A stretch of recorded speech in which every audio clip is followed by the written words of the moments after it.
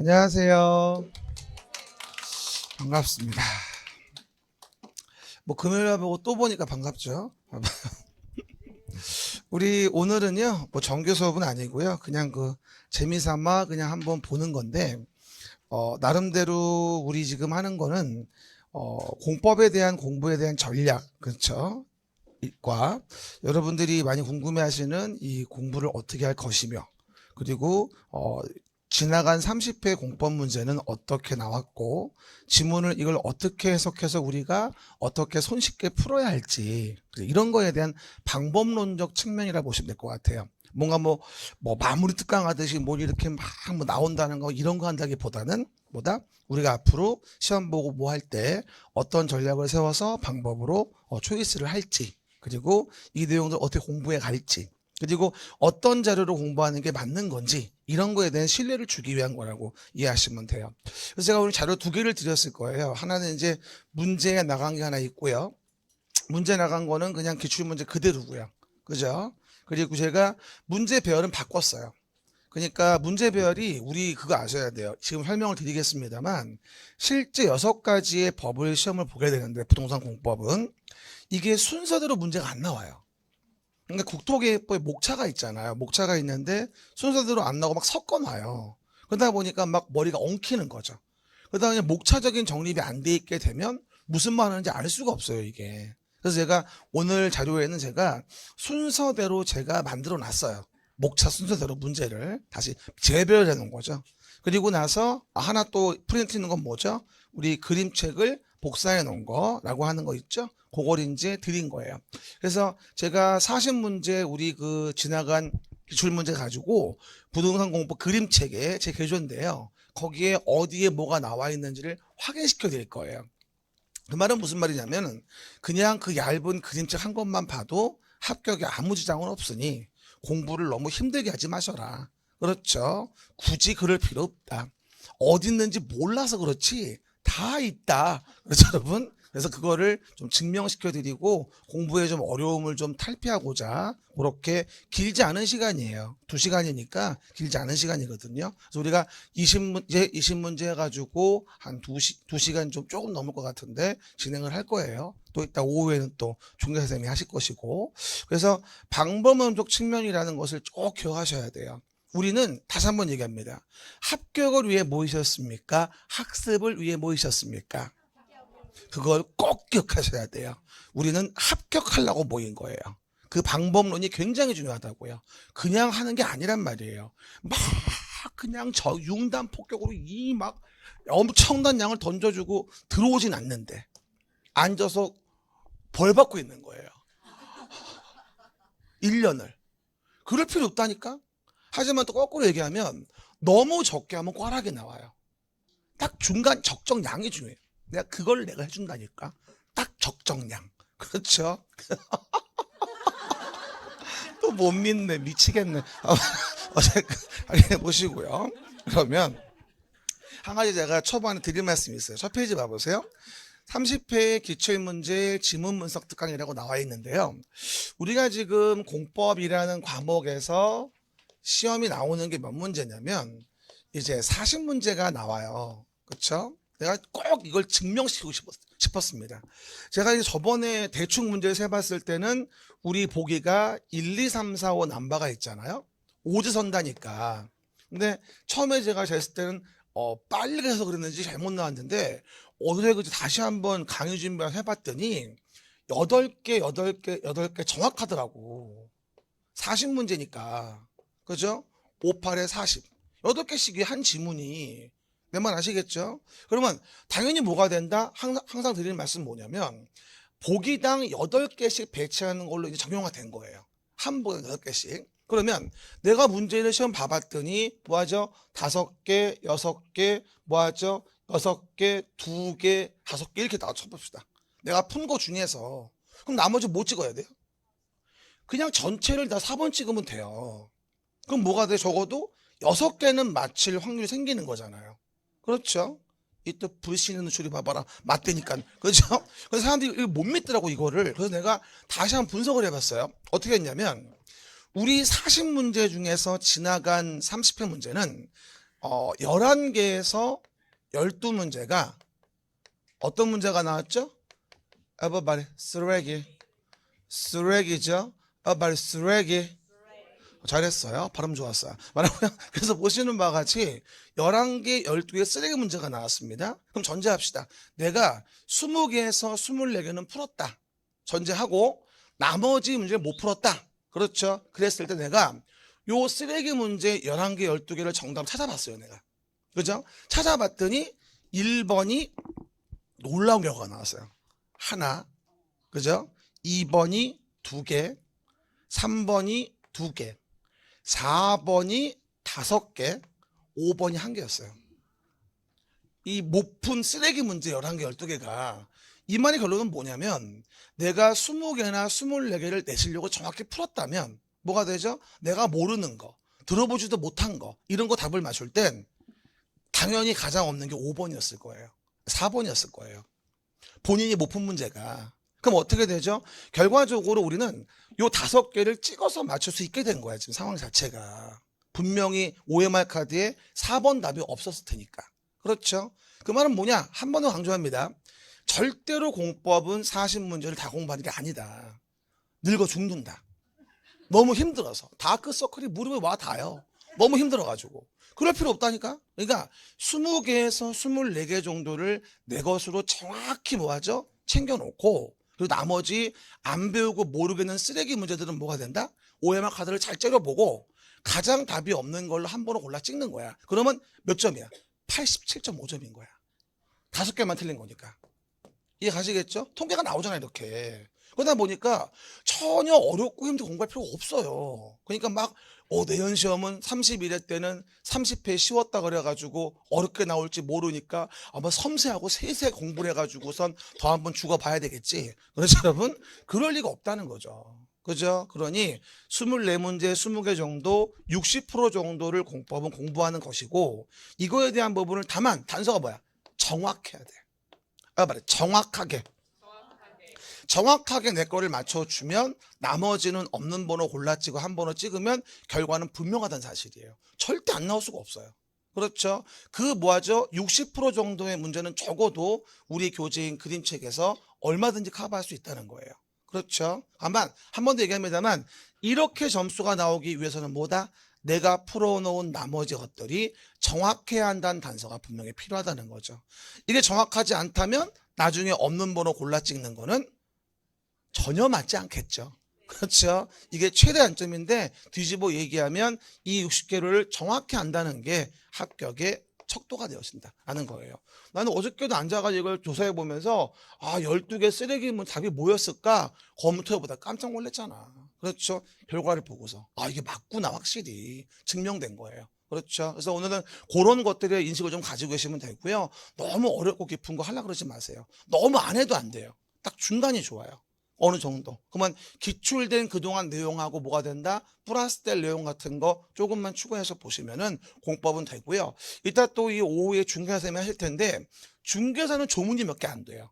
그러니까 중개사는 하라는 거 달달달달달달 뭐 하죠? 외워가지고 내 걸 만들어줘야 돼. 중개사는 80을 넘어야 되거든.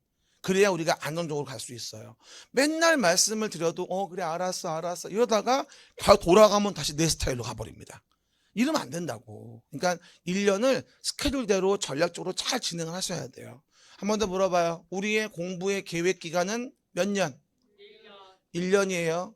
공부의 계획 기간이 우리가 5년이면 막 많이 해도 돼. 하지만 1년이야. 길어야 2년이고 하기 때문에 많이 하면 망해. 너무 조금 해도 망하고 적정량을 지켜줘야 돼요. 이게 맞다고 봐요. 우리 먹는 것도 마찬가지잖아요. 조금 먹으면 어떻게 돼요? 배고 많이 먹으면 기분 좋아요. 그래서 이렇게 보시면 돼요. 많이 먹으면 배부르지. 토 나올 것 같고, 그죠? 어쨌든 오해하지 마시고. 그래서 우리가 내용 등을 봤을 때 보시면 이제 볼 수 있고요. 그러면 이렇게 분석을 해봤고 이제 하나하나 봐볼게요. 그리고 문제 지문을 봐볼 때 우리가 이거를 다 모든 지문을 다 알아야 푸는 게 절대로 아니에요. 그렇죠. 그러니까 모든 지문을 다 하는 게 아니라 답이 되는 지문을 정확히 안다는 게 중요한 것이거든요. 그런 기술적인 부분이 중요하다는 거예요. 무조건 내용 공부 중요한 게 아니고요. 그리고 지금 40문제 중에서 우리 대략적으로 한 10문제 정도는 정말 쉬운 거. 하하 수준의 문제가 나오게 돼요. 단답식으로 돼 있는 거. 그런 것들의 답을 실수하면 안 돼요. 특히 요번에 우리가 공법의 문항수 보니까 간단히 말씀드리면 국토의 계획법이라는 게 있죠. 요 법이 우리 시험에 12문제가 나오고 그 다음에 도시개발법이라는 것이 몇 개? 6개가 나와요. 그 다음에 도시 및 주거환경 정비법이라고 하는 것이 몇 개? 6개가 나오죠. 이게 바로 뭐냐면 국토계획법의 바운더리에 있는 내용들이에요, 이게. 그렇죠? 근데 이번 시험은 여기서 국토계획법이 굉장히 쉬웠어요. 12개 중에서 10개가 쉬웠으니까. 거의 12, 다 쉬웠어요, 12문제가. 거의 다. 그러다 보니까 굉장히 뭐하죠? 하하 수준의 문제가 많았었어요. 그죠? 개발법은 뭐가 된다? 이건 하하 수준의 문제와 중수준의 문제. 이런 것들이 배치되어 있어서 개발법까지는 보기 쉬웠습니다. 거기다가 정비 들어가면서 약간 갸우뚱했죠. 그렇죠? 중하고 이거는 상 쪽으로 나왔었어요. 그죠? 그러다 보니까 좋다가 건축법을 들어가면서 무너진 거야, 이제. 이거 뭐냐? 이러면서 말이죠. 그래서 7문제가 나오는 부분인데 여기는 뭐하죠? 그냥 중하고 상인데 주로 다 여기는 참 재밌는 게 하 2문제가 나오고 나머지 다 상이었어요, 다. 그러다 보니까 상으로 나온 한 4개에서 5개 문제를 못 푸니까 맞출 게 2개밖에 없었던 거예요. 내용 자체가. 근데 요즘에 건축이 계속 이래요, 요즘에. 그러니까 어떻게 나올지 모르겠습니다만 항상 건축이 요즘에 어렵더라고요, 요즘은 약간 좀. 그리고 주택법에 대한 부분에 대해서도 우리가 7문제가 나오는 부분인데 주택법에 대한 부분은 그냥 한 중상 정도? 그렇죠? 라고 나왔다 보시면 돼요. 그래서 하도 좀 있었고 그렇죠. 그러다 보니까 주택법은 한 5개, 4개쯤 맞출 수 있었어요. 상 2개 말고는 풀만 했으니까 일반적으로. 그죠? 그리고 농지법에 대한 부분은 뭐가 된다? 농지법은 그냥 용어 정의 위주로 2문제가 나왔었는데 농지에 대한 부분은 우리가 중스러운 거 뭐가 된다? 하스러운 거. 이렇게 나왔다고 이해하시면 돼요. 농지는 뭐가 되죠? 1개 정도 맞출 수 있었고요. 그죠? 우리가 사실 기출문제라고 하는 거를요, 분석을 좀 해봐야 돼요. 그냥 뭐 어영부영 할 일이 아니라는 거죠. 그리고 분명한 사실은 요번에 공법이 작년도보다는 좀 쉬웠던 건 사실이에요. 왜? 중화 문제가 확실히 쉬웠어요. 반대로 또 뭐다? 상 문제가 확실히 어려웠어요. 이럴수록 뭐가 되죠? 우리는 더 많은 걸 할 필요가 없다는 증거가 되어지는 거예요. 이걸 또 반대로 본다면 또 뭐가 될 수 있어요? 올해 시험이 어렵게 나온다면 또 마찬가지. 어려운 건 어차피 어렵거든요. 못 풀어요. 혼자서 아무리 어렵게 나오라고 하세요. 아무 상관없으니까. 버리면 되거든. 잡아요. 잘 버리는 게 공법은 관건이에요. 어떻게 잘 버릴 수 있느냐. 잘 버리고 챙길 거 24개를 챙기냐. 공법 60점 나오면 바라는 게 있어요, 없어요? 혹시 70점까지 바래서 뭐 공시법에 꿔준다든가 그런 일은 없어요. 그렇죠? 네, 농담이고요. 하다 보면은 다 나오더라고요. 그래서 우리가 잘 따라오면 되는 거니까 너무 겁내하지 말고 지금 이 통계 설명드린 거 무시하지 마세요. 굉장히 중요한 통계예요, 사실은요. 그럼 봐봐요. 첫 번째 문제는 뭐가 나왔냐면은 용어 정의에 대한 문제가 나왔었어요. 용어. 그렇죠. 일단 봐봅시다. 국토계획법에 우리가 목차를 본다면 봐봐요. 국토계획법의 목차를 본다면 항상 얘기하는 거 국토계획법 뭐라 했어요? 일단 도시의 계획과 관련된 게 있죠. 도시계획에 있어서 뭐라고 하죠? 우리가 기본계획이라는 게 있고 그 다음에 관리계획이라는 게 있잖아요. 봐요. 도시관리계획. 그럼 봐요. 서울시라는 도시에서 서울시장이 도시를 관리하기 위해서 만드는 계획. 사실은 이 계획으로 뭐 한다는 거죠? 규제를 가한다는 걸 보겠다 이 얘기거든 우리가. 규제를 가한다. 말해 규제. 이 말 기억나요?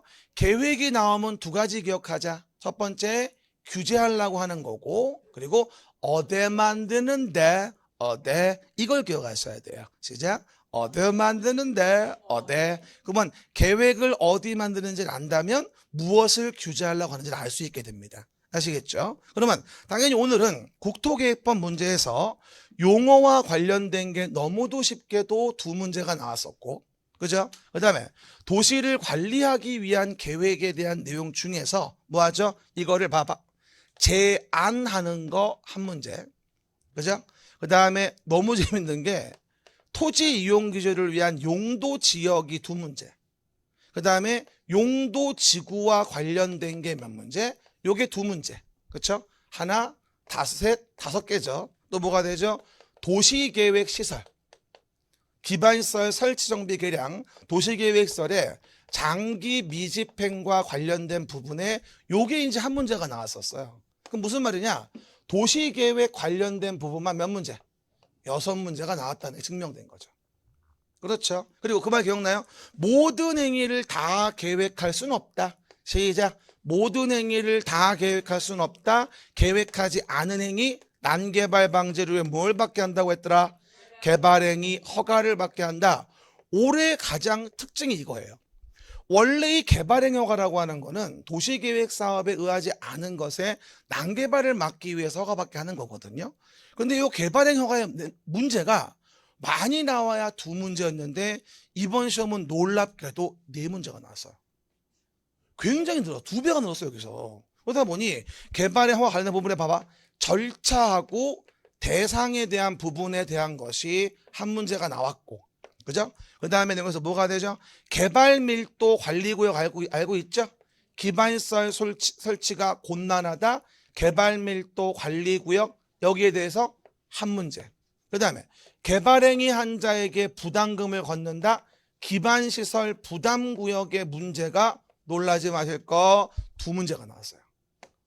결론적으로 개발밀도 관리구역 기반시설 부담구역에서만 세 문제가 나왔던 거예요. 그렇죠. 평소 같으면은 이 개발행위 허가와 관련된 게 많아야 두 문제는 네 문제가 나왔어요. 대신 뭐가 줄었냐? 도시계획시설 관련된 문제가 서너 개 나오던 게 좀 줄은 거예요. 그죠?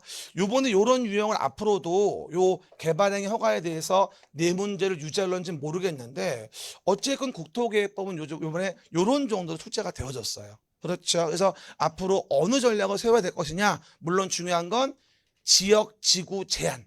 이게 핵심인 거야. 항상 나오는 거. 요런 계획 좀 만들어 주세요라고 제안한다는 거. 그다음 뭐가 될까요? 용도지역 규제를 위한 종류, 지구, 도시계획시설 이런 부분들이 이제 언급이 되어지는 거죠.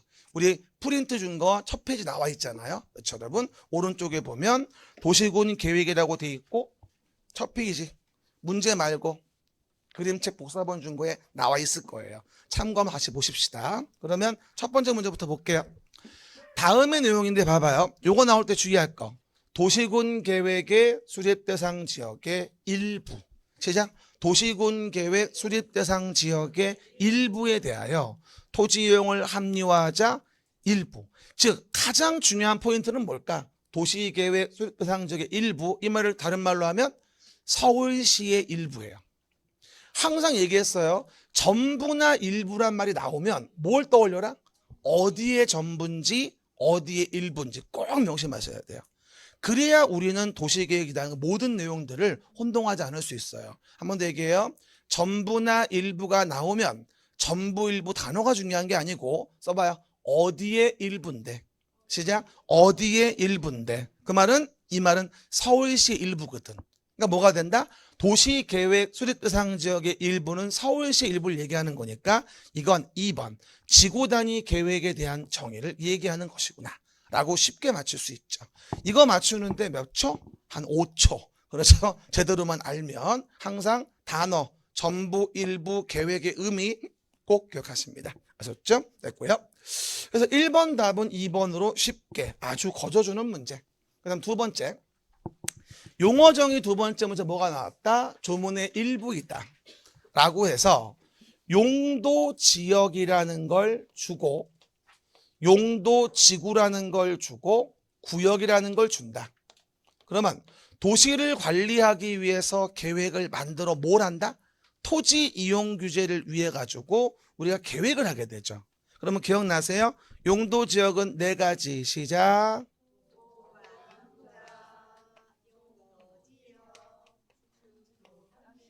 여러분 이거요 되게 밝고 경쾌한 느낌의 노래예요. 그러면 안 돼요. 잘 들어봐요. 도관농자 용도지역 중복 안돼 밝고 경쾌하게 해요. 용도지역. 그러면 토지 이용 행위를 규제하기 위한 건데 주의하실 건 뭐냐면 용도지역은 도시지역이나 여기 있는 문화재를 보호할 수는 없다고 했을 거예요, 제가. 그러면 도시지역의 문화재를 보호하려는 방법은 뭐다? 지구라는 걸 여기 정할 수밖에 없는 거예요. 역사문화환경 보호지구 뭐 이런 거. 그러다 보니까 용도지구는 지역만으로 제한이 부족한 것을 이해갑니까? 완화하는 게 지구겠죠. 지역의 제한을 덧대는 거란 말이야. 그럼 뭐가 되죠? 용도지구란 뭐라고요? 용도지구란 토지의 이용, 건축물의 용도, 건폐용 적률 높이 등에 대한 용도 지역의 제한을 강화하거나 완화 적용한다.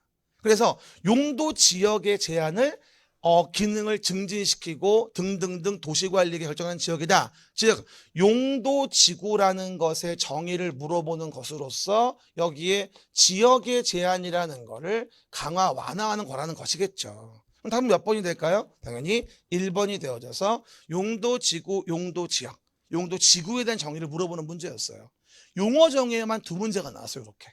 그렇죠? 맨날 강조하는 그림책 용어 정의 첫 페이지부터. 그렇죠, 여러분? 그 얘기. 지금 나온 용어는 어디? 그림책 9페이지 있으니까 9페이지 참고보시면 되겠죠. 프린트 준 거 두째 페이지 있을 거예요. 그러면 왼쪽 위에 보시면 뭐라고 나오죠? 용도, 지구, 지역, 구역. 왼쪽 위에 지구 단위 계획이라는 게 보일 거예요. 그렇죠? 그 프린트 같이 넘기면서 같이 보셔야 돼, 신도별로. 그래서 용도, 지구에 대한 정의 보시면 되고. 그러면 프린트 준 거 9페이지 왼쪽 위에 뭐라고요? 보시면 지구 단위 계획 나와 있고 왼쪽 위에 그다음 왼쪽 밑에 용도, 지역, 지구, 구역 나와 있을 거예요. 그냥 넘기시면 돼. 그냥 됐습니다. 이래서 두 번째 용어 정의 두 번째 문제까지 우리가 용도, 지구에 대한 거 확인해 봤고요. 그다음 이제 세 번째 문제는 뭐냐면 너무 쉬운 거. 관리 계획의 입안 제한이에요. 이 도시관리 계획의 입안 제한 관련된 부분은요.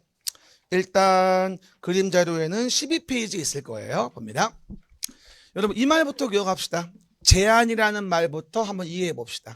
한번 말이에요. 제한. 됐습니다. 이 제한이란 말은 뭐냐면요. 아까 제가 여기 보시면 국토계획법 얘기할 때 제한이란 부분이 있다고 얘기했는데 이 제한은 주민이 이런 관리계획 좀 만들어 주실래요? 라고 서울시장한테 제안을 하는 거예요. 그러면 이 계획에 대한 부분에 대해서 제한이란 말이 나오려면 뭐가 필요하냐면 당연히 나에게 영향을 미치는 내용이어야 제한이 돼요. 여러분은 나한테 영향도 안 미치는데 막 제한합니까? 말도 안 되죠. 그러니까 광역도시계획이나 도시기본계획은 제한이 있을 이유가 없는 거고 그렇죠. 당연히 나에게 영향을 미치는 관리계획일 때 제한이 있는 거거든요. 근데 항상 주의할 게 그림책에 12페이지 얘기했지만 모든 내용을 다 제한할 수 있는 게 아니에요. 여러분 그거 아시죠? 내 토지가 자연환경 보전지역이야. 근데 내 토지를 도시지역으로 바꿔달라고 제안을 한대. 이게 된다면 우린 다 어떻게 할까요? 내 토지 다 도시로 바꿔주라고 하겠죠. 이렇게 해봐요. 나만을 위한 제한은 안 돼요. 움직여봐요. 나만을 위한 제한은 안 돼요. 우리 도와주세요. 우리 그죠? 우리를 위한 제한만 가능하거든요. 나만을 위한 제한은 안 돼요. 그래서 가장 대표적인 게 우리를 위한 제한이 뭐냐면 왼쪽 밑에 있죠. 12페이지 왼쪽 밑에 기반시설의 설치 정비 개량 같은 거 그런 거를 제한하라. 지구 단위 계획이다. 그리고 특히 산업유통개발진흥지구 제조업 활성화를 위한 왼쪽 밑에 산업유통개발진흥지구에 제한이 필요하다라고 내가 얘기했잖아요.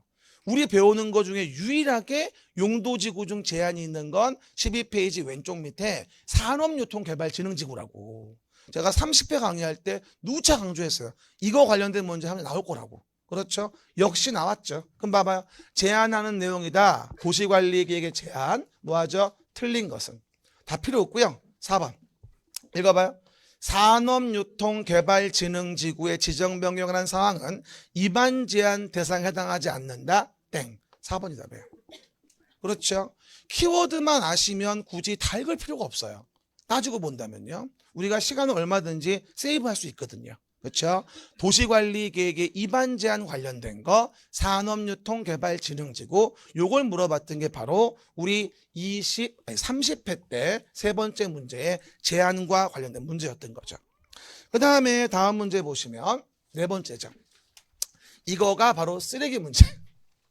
그죠? 4번은 세모해놔 봐요. 4번은 세모해 놓으시면 이건 푸는 거 안 푸는 거? 안 푸는 거. 결론만 얘기하면 이거 문제 나왔지만 절대 못 맞추는 문제예요. 찍어서 맞추는 거죠. 답이 몇 번이죠?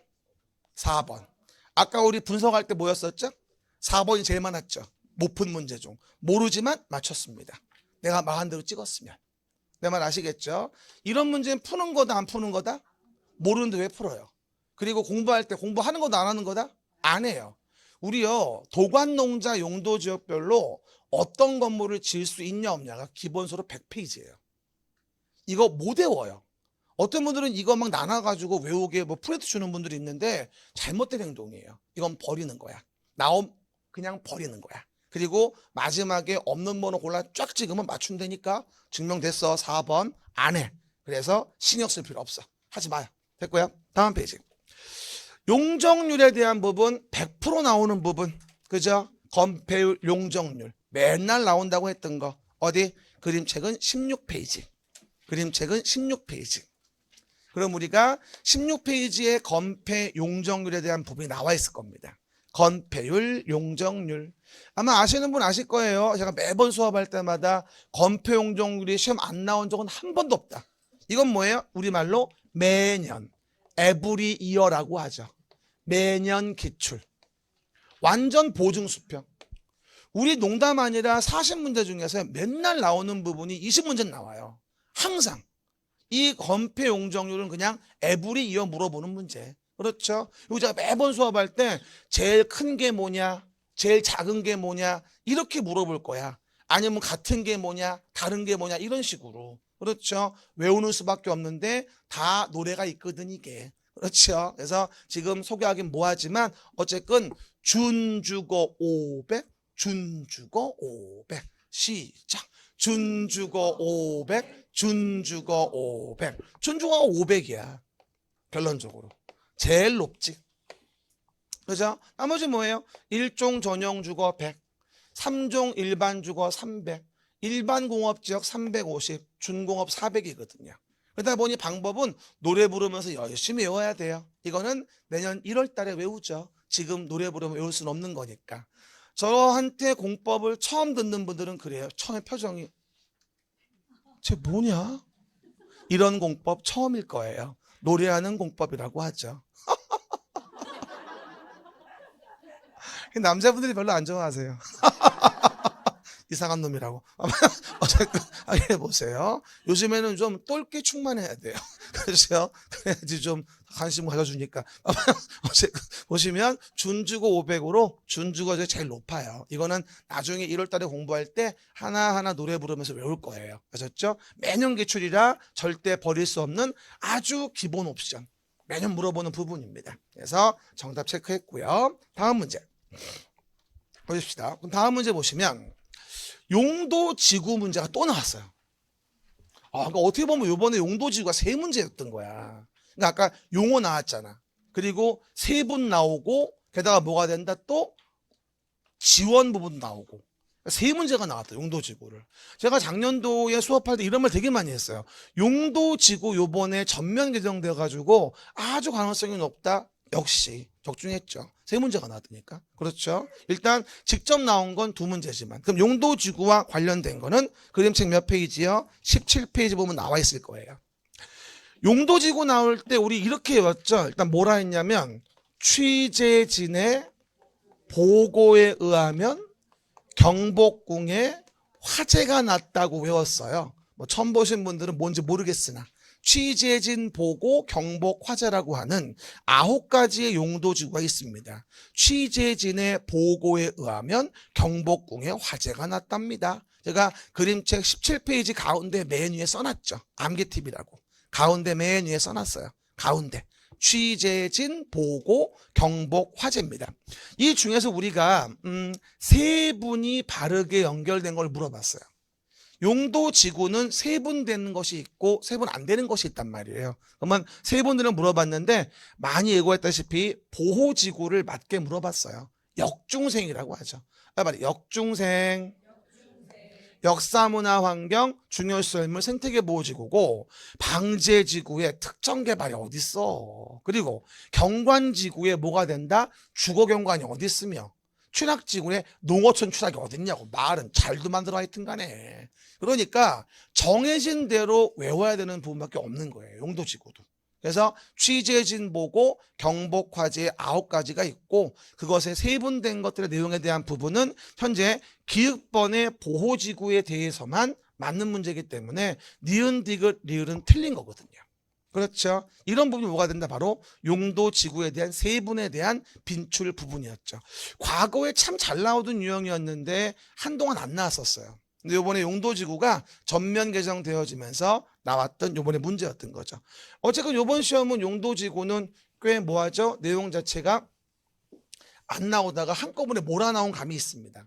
그리고 솔직히 말하면 우리끼리 얘기인데 요번 기출은 좀 문제가 좀 배분이 평소하고 좀 많이 달라졌어요. 좀 성의 없다 그럴까 문제가? 왠지 모르게 좀 럭셔리하지 못한 느낌?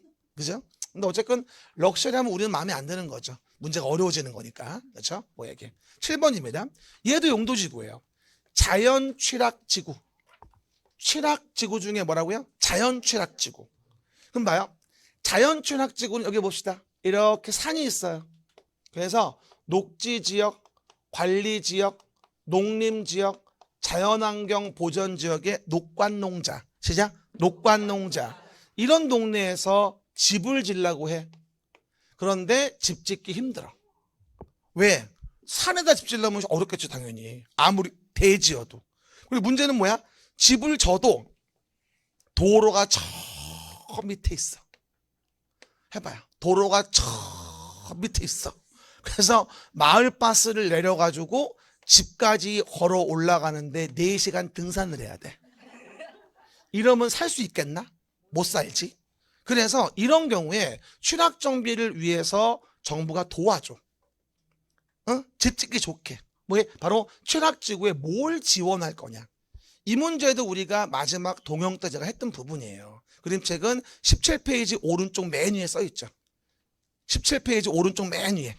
산 그림 보이고 아마 우선 지원 내용이 보일 거예요. 보이죠? 그럼 뭘 지원할까? 놀이터 마을회관 설치. 당연히. 쓰레기 처리장, 하수 처리시설 개량, 하천 정비 등 재해 방지를 위한 시설, 주택의 신축 개량 이런 거 다 지원해 주거든. 그래서 정답은 5번인 거죠. 하나 여러분 팁 드릴게요. 요즘에 제가 맨날 강조하는 문제 유형인데 요즘 문제 유형 중에 박스에 몇 개를 집어넣고 모두 고르시오가 요즘 패턴이야. 모두 동그라미 해봐. 그러면 모두 고르시오를 물어보는데 이 문제가 나오잖아. 그러면 80%가 모두야. 뭐라고요? 문제 중에 80%가 모두야 그냥. 그래서 이번 시험도 이 문제가 유형만 5개가 나왔어요. 모두 고르시오만. 근데 그 중에 4개가 뭐야? 다야. 이해 갑니까? 장담은 못해. 장담은 못하는데 대부분 다 그래 요즘에. 평가사 문제도 그래. 요즘 트렌드야 이게. 이해 가셨죠? 요즘에 문제의 핫트렌드. 여러분 그거 아셔야 돼요.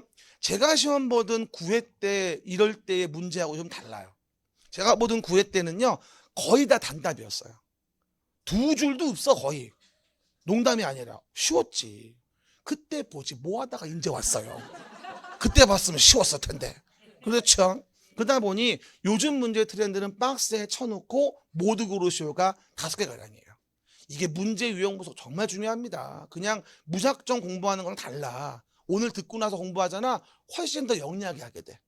진짜라니까 농담 아니라 잘 오신 거야 오늘. 교회도 못 가고 왔죠? 아, 교회 댕겨요? 이따 오후에 가세요. 어쨌든 확인해 보시면 되고요. 이게 7번째 문제에 대한 부분이라 5번째 5번이 답이 되었던 거죠. 그 다음 문제 봅시다. 그러면 이제 뭐가 돼요? 도시계획 시설 관련된 거. 한 번 더 여기 와봅시다. 와보시면 국토계획법 내용 중에서 이제 이렇게 확인해 봤고, 그죠? 도시계획시설 관련된 게 나오는 거지, 이제. 이거 이제 장기 미집행. 그렇죠? 이 기억나요? 도로 부지로 일정한 토지가 도로 부지로 묶여 있다 이 얘기야. 그러면 여기 토지를 가진 자는 도로 부지로 묶여 있으니까 마음대로 토지를 못 쓰겠지. 이해 가십니까?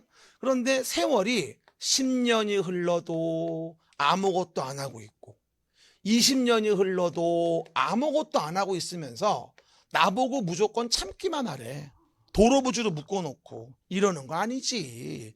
그래서 헌법에 어긋난다는 판결을 받아서 요 A의 권리를 보호할 수 있는 방법을 모색해라 라는 게 나오게 돼요. 그렇죠?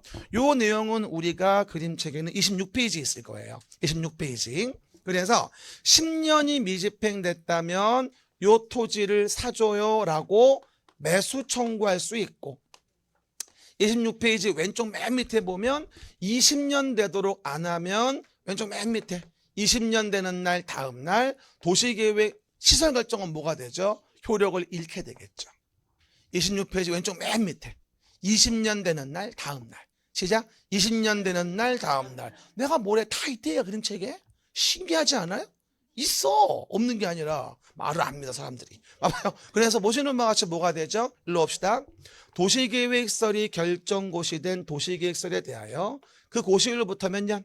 20년이 지날 때까지 그 사업에 대한 시설이 설치가 안 됐죠. 그러면 20년이 되는 날에 그 되는 날에 다음 날에 뭐하죠? 효력을 잃게 되니까 정답은 몇 번? 5번이라고 해서 정답을 확인할 수 있겠죠. 그렇죠, 여러분? 이렇게 확인해 볼 수 있습니다.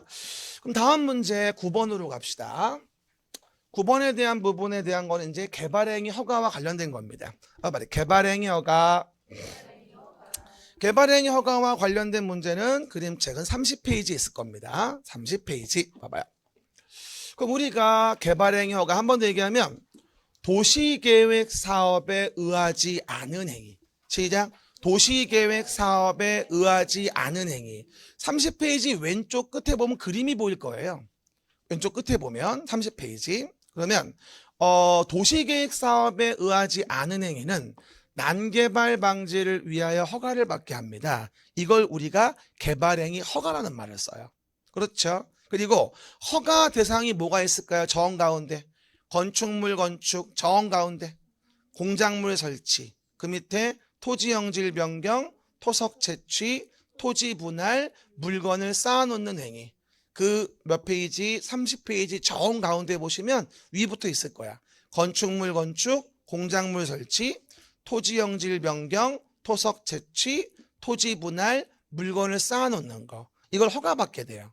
도시계획 사업에 의하지 않고는. 그러면 당연히 다음 페이지 뭐라고 나올까요? 다음 페이지 31페이지 보시면 왼쪽 위에 허가의 기준이 맞아야 되고, 그죠? 그리고 허가의 제한이 없어야 되겠죠. 제목 라인에. 그 모든 게 만족되면 31페이지 오른쪽 맨 위에 개발행 허가를 내주게 됩니다.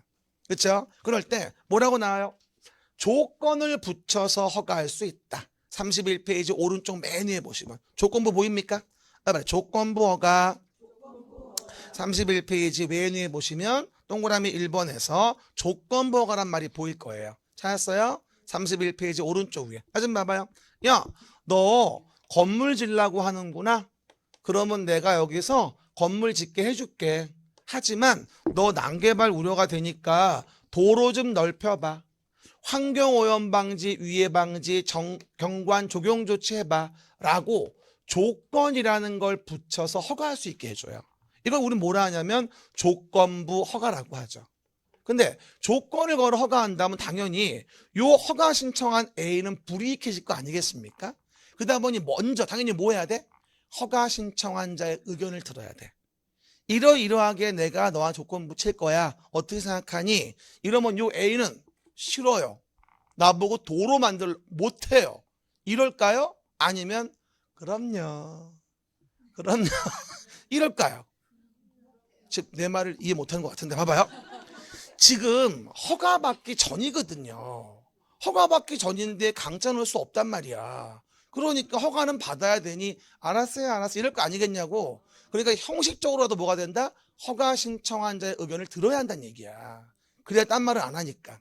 그렇죠? 그리고 뭐예요? 이런 거 안 할까봐 뭐 예치하게 하지? 보통 보증금 예치하게 하거든. 오른쪽 위에. 이행보증금 예치. 하지만 이행보증금 예치 누구는 뺀다고 했으니 항상 공공인자는 예치하지 않는다니까. 요게 기본 스토리거든. 근데 대부분의 문제가 나올 때 요걸 물어봤었는데 요번엔 요걸 물어봤어. 허가 신청한 자의 의견을 들어야 한다는 부분에 대해서. 이해 가시겠죠? 그래서 답은 뭐가 되죠? 3번이 옳은 답이었어요. 환경오염 방 조치를 할 거를 조건으로 허가를 하는 경우에는 미리 허가를 뭐다? 신청한 자의 의견을 들어줘야 한다라고 해서 세 번째가 답이었던 것이죠. 나머지에 대한 부분도 허가 대상에 대한 부분 볼 건데요. 지금 보긴 좀 어려워요. 설명드리기가. 어쨌건 개념 이해하시고 위치 이해하시면 됩니다. 나중에 또 1월달, 2월달 돼서 열심히 설명드릴게요. 10번입니다. 기반시설 부담구역의 문제가 나오네요. 그럼 기반시설 부담구역은 몇 페이지? 32페이지. 그림책은 32페이지 있겠죠. 기반시설 부담구역. 요번에 기반시설 부담구역만 두 문제가 나왔어요. 한번 봅시다. 기반시설을 부담시키기 위하여 구역을 정하자. 시작. 기반시설을 부담시키기 위하여 구역을 정하자. 그러면 32페이지에 아마 오른쪽에 보일 거고 기반시설 부담구역이 32페이지 오른쪽 맨 위에 기반시설 부담구역 여기 오른쪽 위에 있죠. 그리고 가운데 밑에 보면 기반시설 부담구역 그림이 나와 있을 거예요. 가운데 밑에 보면. 그렇죠? 가운데 밑에. 여기 봐요. 여러분 원래 요 갑이란 자가 이만한 건물을 원래 질 수가 없었어요. 그런데 완화시켜줬어요. 이런 건물을 질 수 있게. 그러면 완화시켜줬으면 어떻게 될까? 원래 조그맣게밖에 질 수 없었는데 완화가 됐다면 당연히 뭘 먹었어? 개발의 이익을 먹었다고 봐야 돼요. 개발이익. 그러면 개발이익을 먹었는데 너 혼자 먹으면 되니 안 되니? 안 되지. 나눠 먹자. 부담금 좀 내봐. 이게 기반시설 부담구역이에요. 완화가 됐으니까 개발이익 먹었을 테니까. 그러면 그 완화된 부분에 개발이익 먹은 부분에 대해서 뭘 걷어서? 부담금을 걷어가지고 그 부담금으로 뭐 하자? 도로 같은 기반시설을 설치하자. 이게 바로 기반시설 부담구역을 정하는 목적이거든요. 그렇죠? everybody 기반시설을 부담시키기 위하여 구역을 정한다. 기반시설을 부담시키기 위하여 구역을 정한다. 당연히 완화됐겠지. 강화된 곳에다가 기반시설 부담시키면 욕먹어요. 말도 안 되는 소리예요. 요것도 대원칙이에요. 그렇죠? 완화된 곳에서 개발이익이 있으니까 부담금을 매기는 겁니다. 그렇죠? 그 얘기들. 그러면 해당 내용 문제에서 기반시설 부담구역에 대한 부분에 대해 틀린 거라고 나와 있는데 3번 좀 읽어볼래요? 광역시장은 국토계획 및 이용법률의 개정으로 인하여 행위 제한이 완화되는 지역에 대하여는 이를 기반시설 부담구역으로 지정할 수는 없다. 말도 안 되죠. 완화되고 있으니까 부담금을 부과할 수가 있는 겁니다. 그렇죠. 이게 바로 기반시설 부담구역이죠. 그리고 32페이지 오른쪽 위에 보면 기반시설 부담구역 지정 대상 중에 동그라미 1번에 보면 오른쪽에 완화란 말이 보일 거예요. 보입니까? 32페이지 오른쪽 위에 보면 기반시설 부담구역에서 동그라미 1번인 기역번인가 해제되거나 완화된단 말이 보이죠. 완화되거나 해제된다. 그런 이유에서 우리는 기반시설 부담구역을 정하게 된다라고 얘기하는 거죠. 됐죠? 여러분 두 팔 좀 들어봐요. 무서워요. 들어봐요. 무서워. 처음 오신 분들이 왜 무섭냐고 물어보는데 무서워요. 자꾸 앉아가지고 눈이 이렇게 올라가요. 이렇게. 너무 무서워요. 이거. 봐봐요. 그래서 영 졸려오면 약간 감아 이렇게. 알았죠? 참고 계셔야 돼. 알죠? 이렇게. 그리고 너무 앞으로요. 이 공부할 때 첫째도 둘째도 셋째도 수업이 중요해요. 수업을 잘 들어야 돼요.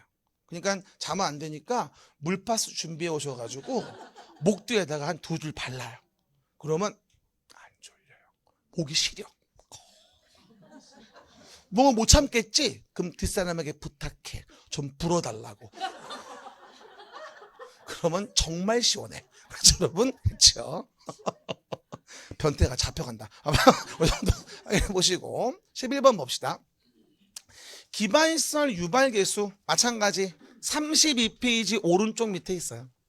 32페이지 오른쪽 밑에 기반시설 유발개수 보입니까? 32페이지 오른쪽 밑에 보일 거예요. 기반시설 유발개수 건축물별 기반시설 유발개수 보일 겁니다. 이게 뭐냐면은요, 일단 이런 얘기예요. 부담금을 부과시키잖아요.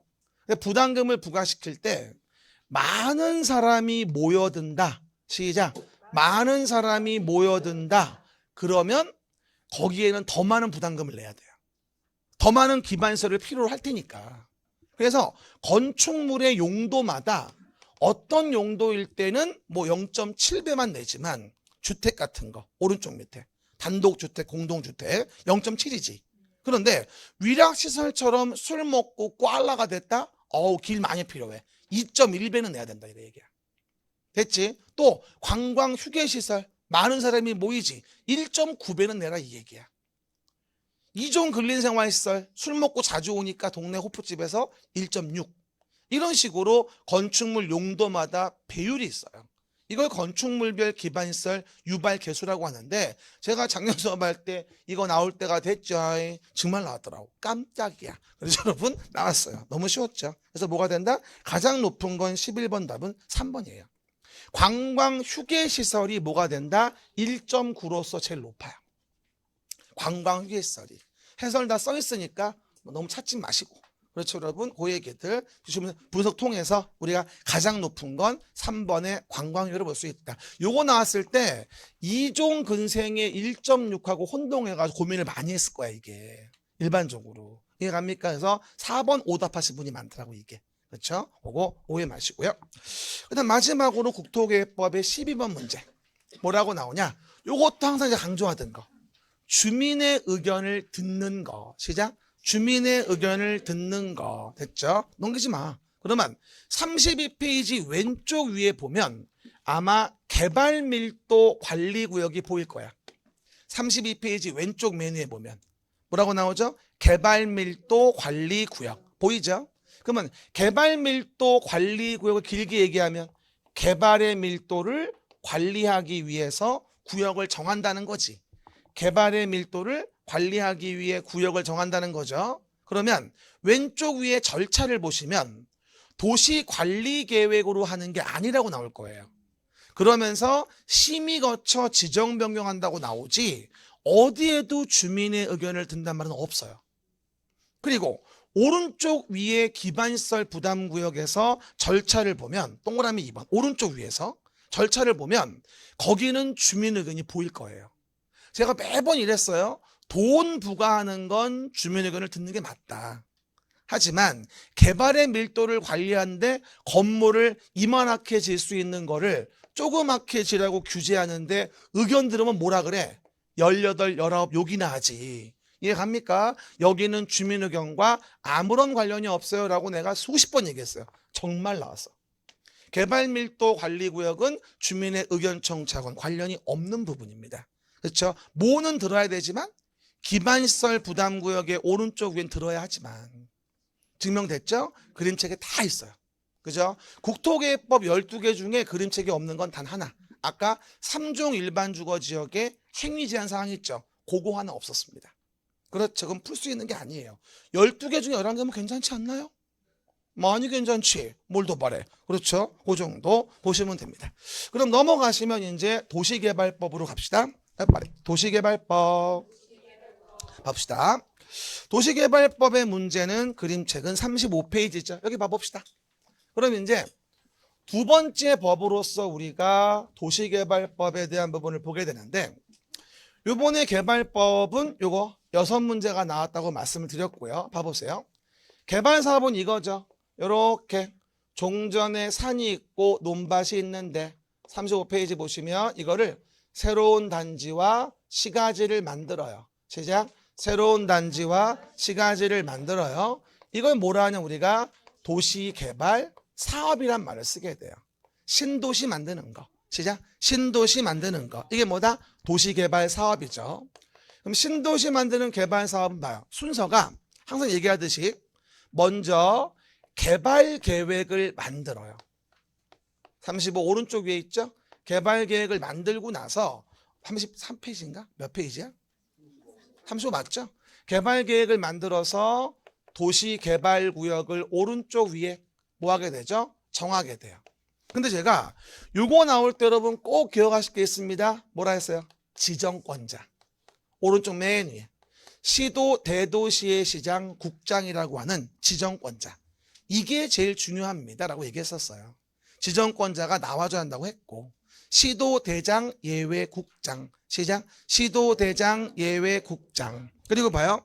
이렇게 개발계획을 만들어 구역 정했으면 그 다음에 시행자가 누군지를 보고 실시계획을 만들어요. 시작. 시행자가 누군지를 보고 실시계획을 만들어서 사업이라는 것을 시행합니다 라고 했어요.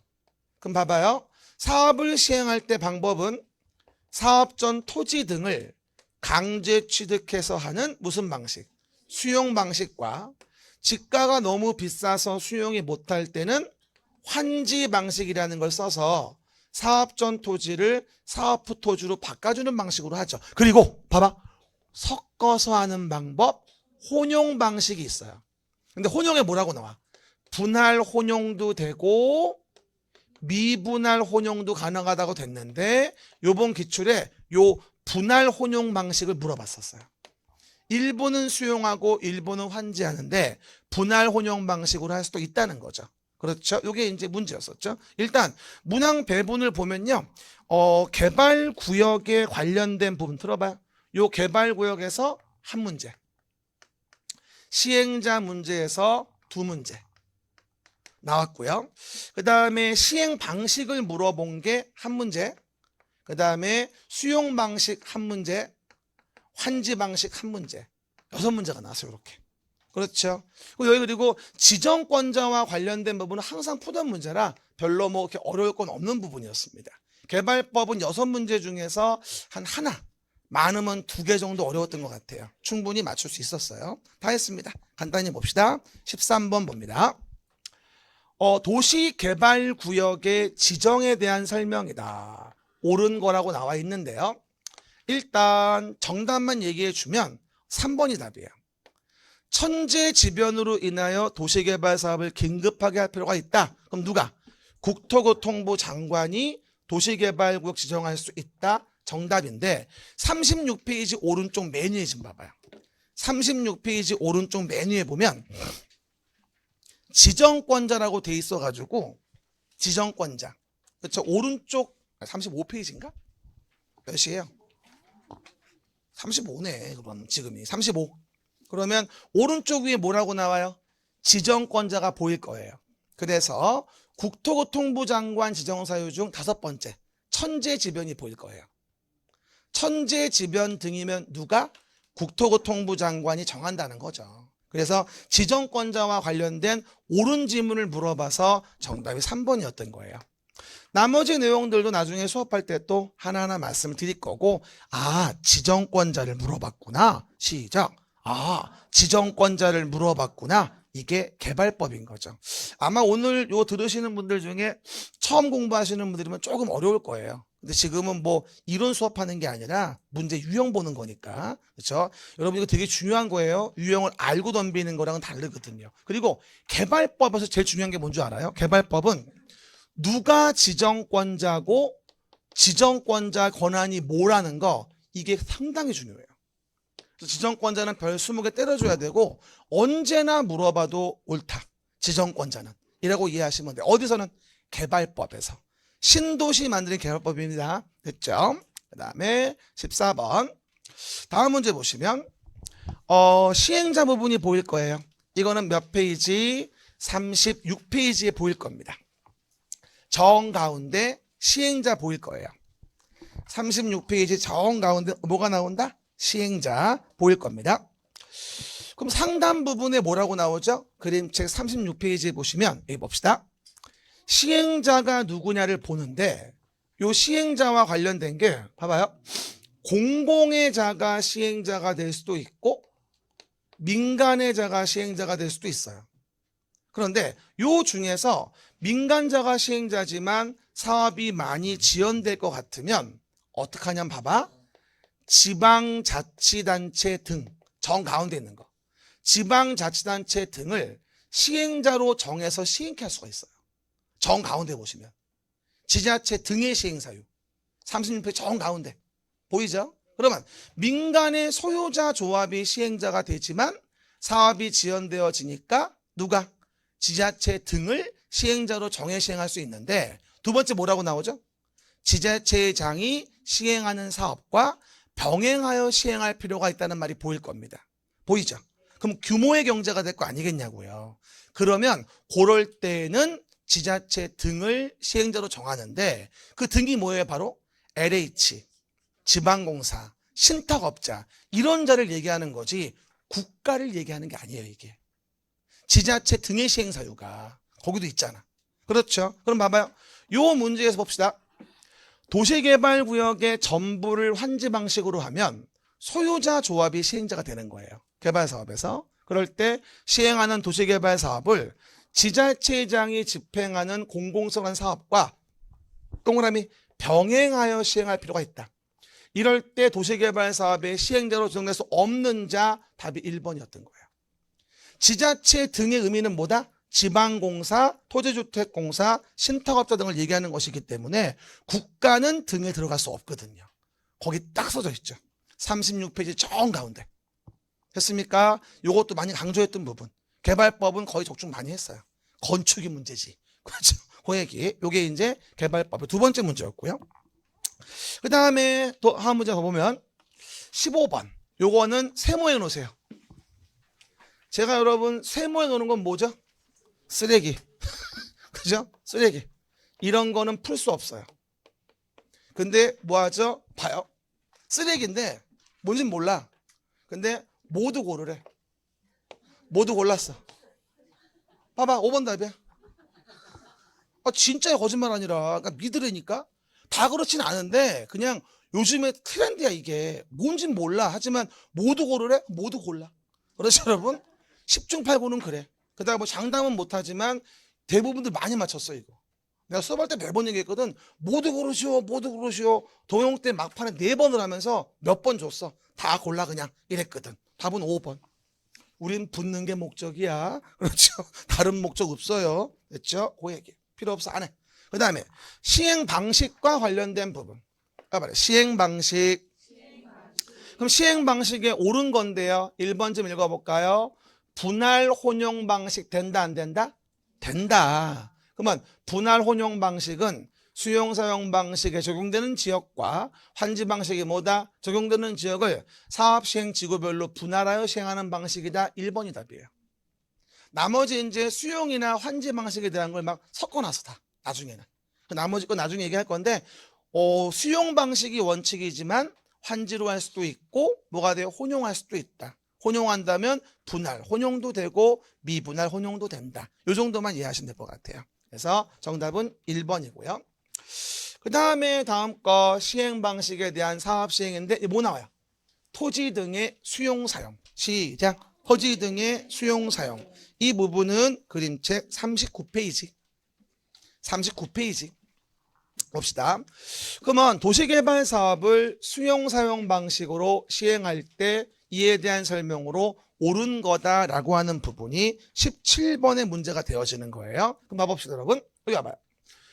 수용 방식으로 사업을 시행해. 다 했어요? 그러면 봐요. 종전의 토지를 뭐하자?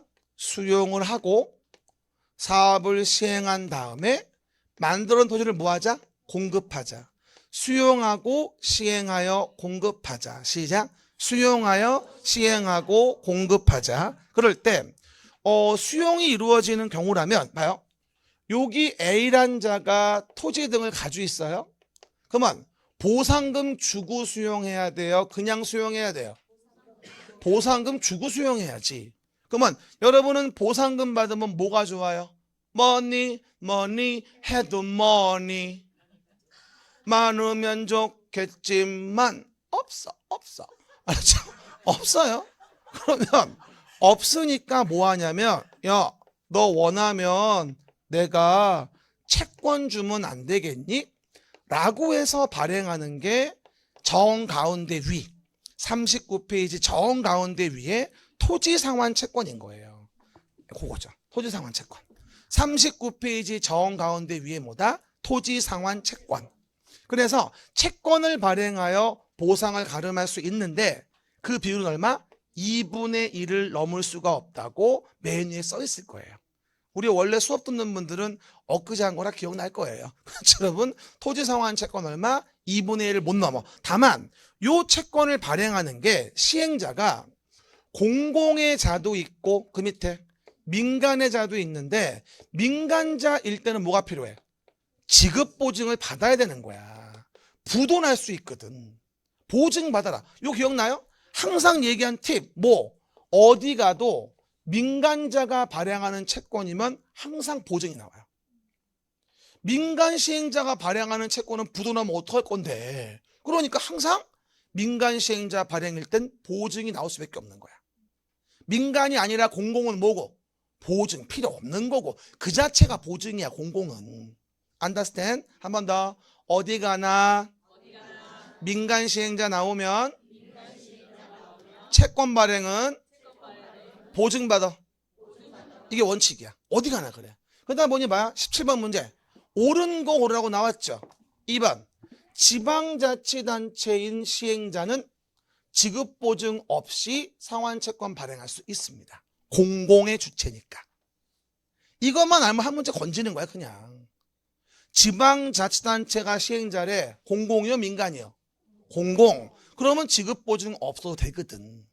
됐습니까? 그게 요 문제 답은 2번이었고요. 그리고 이 부분도 뭐가 됩니까? 매년 기출이야 거의. 토지상환 채권은 그냥 매년 나와 거의. 그래서 항상 물어보는 부분이니까 이 부분도 아주 중요한 부분인 거죠. 라스트. 마지막으로 환지 방식과 관련된 부분이 나오네요. 뭐 말이야? 환지 방식. 환지 방식도 항상 물어보는 문제였어요. 그래서 환지 방식에 대한 것은 41페이지 나와 있을 거예요. 41페이지. 그러면 환지 방식은 도시개발 사업을 시행할 때 봐요. 여기 봅시다. 다 했습니다. 종전의 땅값이 너무 비싸요. 시작. 종전의 땅값이 너무 비싸요. 그러면 종전에 있던 A란 토지를 사업 후의 토지인 A-로 바꿔주는 방식으로 합니다. 이걸 환지 방식이라고 해요. 환지 방식.